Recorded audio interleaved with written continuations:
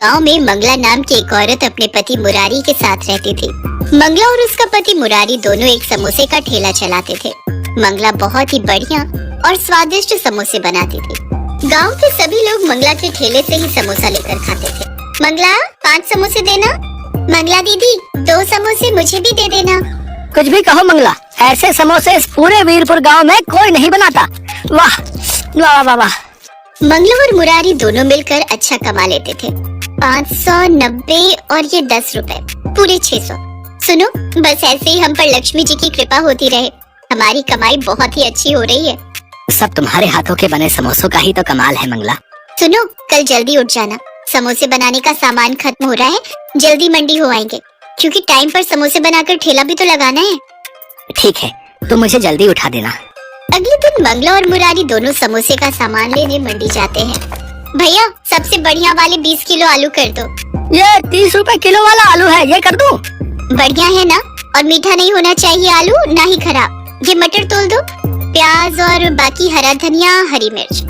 मंगला और मुरारी इसी तरह सब्जी वाले से बढ़िया सब्जी खरीदते हैं। राशन की दुकान से समोसे बनाने के लिए बढ़िया मैदा और तलने का तेल खरीद लेते हैं। मंगला और मुरारी समोसे बनाने में बहुत ही बढ़िया सामान इस्तेमाल करते थे। शायद यही वजह थी कि उनके समोसे बहुत ही ताजे और स्वादिष्ट लगते थे। मंगला की जिंदगी में सब कुछ अच्छा चल रहा था। ऐसे ही एक दिन, सुनो जी, सामान लेने मंडी नहीं चल रही क्या? अरे भूल गई, आज शहर से मेरा दोस्त रघु अपनी पत्नी के साथ आ रहा है। हाँ, मैं तो भूल ही गई। एक काम करो, सामान मैं खरीद लाती हूँ। कभी पीछे से आ जाए तो तुम तो घर पर होगे, और सामान लाना भी जरूरी है। कल ठेला कैसे लगेगा फिर? मुरारी घर पर ही रुक जाता है और मंगला सामान खरीदने चली जाती है। मंगला जब सामान खरीदकर वापस घर लालच आ गया। कुछ दिन बाद मंगला और मुरारी जब समोसे बनाने का सामान लेने मंडी गए। क्या हुआ मंगला दीदी, आज सब्जियां नहीं खरीदनी? अभी नहीं भैया, थोड़ी देर में आती हूँ। सुनो, यहाँ आगे वाली गली में जो दुकान है वो सस्ती सब्जी देता है, उसके पास चलते हैं। मंगला, ये कैसी बातें कर रही हो? तुम रघु और उसकी पत्नी की बात मानकर सचमुच घटिया सामान खरीदने वाली हो? हाँ, तो इसमें बुराई क्या है? कब तक ऐसे टूटे फूटे पुराने घर में रहते रहेंगे? हमें भी तो शौक है नए और पक्के घर में रहने का, ढेरों पैसे कमाने का। अच्छा हुआ रघु भैया की बात मुझे समझ में आ गई, वरना मैं तो रोजाना ही लुटने वाला काम कर रही थी। मंगला, मुझे लगता है ये हम ठीक नहीं कर रहे। कहीं ऐसा ना हो इस लालच का नतीजा बुरा निकले। अभी तुम चुप रहो, मुझे सामान खरीदने दो। गया भैया, वो सस्ता वाला मैदा कौन सा है वो दिखाना जरा। सबसे सस्ता वाला दिखाना। हाँ, तेल कौन सा है खुला जो सस्ता मिल जाए? मैं समझ गया तुम कौन से तेल और मैदे की बात कर रही हो। अभी रुको, मैं अंदर से लेकर आया है। दुकानदार अंदर गोदाम में से कुछ मैदे और आटे के कट्टे साथ में तेल की बोतलें लेकर आता है। भैया, इस मैदे में तो घुन लग गई है। अब सस्ती चीज लोगे तो थोड़ी बहुत खराब तो मिलेगी भैया। अरे कहाँ घुन लगी हुई है, अभी घर जाकर इसे अच्छे से छान लूंगी, सारे कीड़े खत्म हो जाएंगे।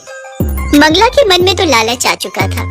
अब उसे ज्यादा से ज्यादा पैसे कमाने थे, इसलिए उसने मुरारी की बात को हल्के में ले लिया।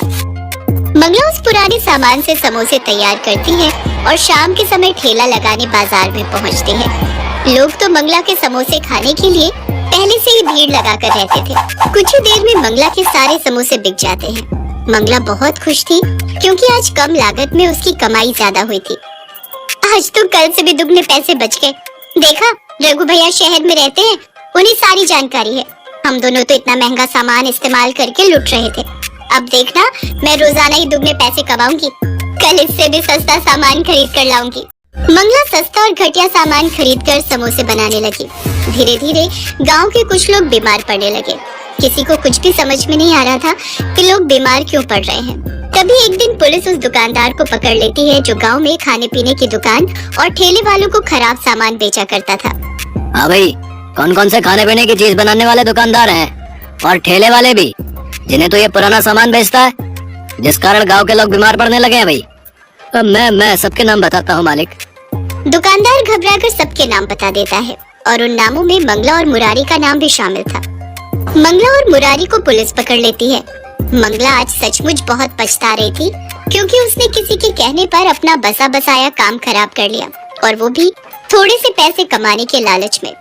इस कहानी से हमें यही शिक्षा मिलती है कि हमें कभी भी लालच नहीं करना चाहिए और दूसरों की बातों में कभी भी नहीं आना चाहिए।